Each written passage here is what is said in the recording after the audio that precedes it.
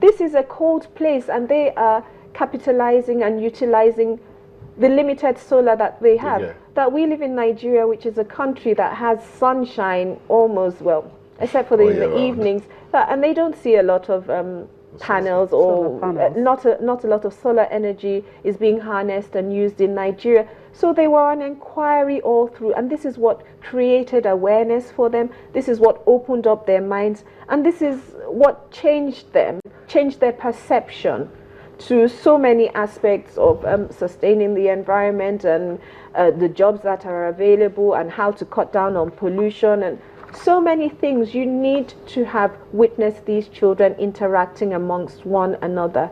As each day went by, they became more conscious, they felt more responsibility, and they were more determined to spread the news to their fellow mates about how important it is to participate and take action towards saving the earth that we live in. So it's obvious that you've been encouraged by these ambassadors and what they've seen and their testimonies. But let's look at the challenges you have to go through to run 16 projects.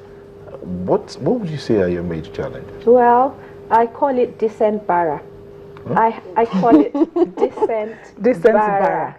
Bara is a Yoruba word. Yes, as into arms seeking support. This is what I'm saying in a different way.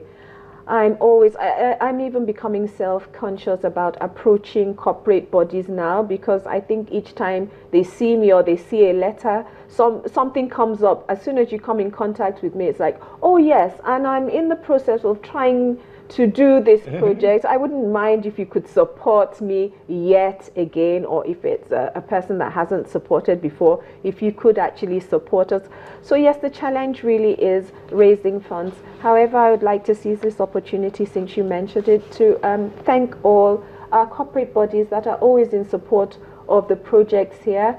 I don't want to mention names, but sorry, I must commend Airtel, because even another project that, well, I wouldn't call it a project, it's one whereby we're about to climb Mount Kilimanjaro to raise funds towards the IDP camps.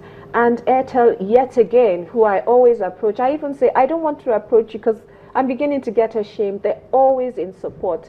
They seem to identify with the genuineness of purpose of the projects that we embark upon, and they've always been supportive. When we approached them about the fundraiser towards the IDP camps, they said that they actually had been victims, because they have offices in, I think he said, Gombe. So he immediately, the MD immediately keyed in, and they were ready to be the corporate body towards endorsing this course. Besides the funds that a challenge to achieving the aims of some of these projects you do, what else would you say are the challenges towards achieving the aims of these projects? The other challenges would be managing human resources and human capital. And without being immodest, I make sure that I am always the part of the process. We cut out the middleman. My approach to my project is always hands-on. I don't sit back and delegate and say just run with it. I am there. If it involves lifting, you will see me there. If it involves burning the midnight lamp, you will see me there. When it's time to actually reach out to the beneficiaries, you will see me there. Because I am always about making sure that these resources that I've had to do the descent bara for actually get to the beneficiaries. So I would say, permit me to come in. Yes. So your projects are completely separate from your husband and governance of Ogun State. The fundraising aspect of it, definitely. Unless I'm lying, I guess I get a lot of support by virtue of the privilege of being the wife of the governor. However, the funds come from corporate bodies and other well-meaning Nigerians that are in support of the UPLIFT Development Foundation.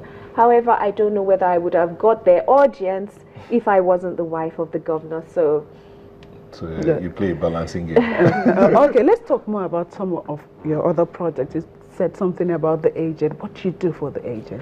The aged is actually one that's very dear to my heart because it has it commenced in January 2012 and it runs to date. However, we have had a recess in between since the end of the last administration, and coincidentally on the 20th of this month we will be reactivating that. We give stipends to the vulnerable aged in our society on a monthly basis. It's just a tiny token. Originally, when we started off, we actually went there in person to give these aged people.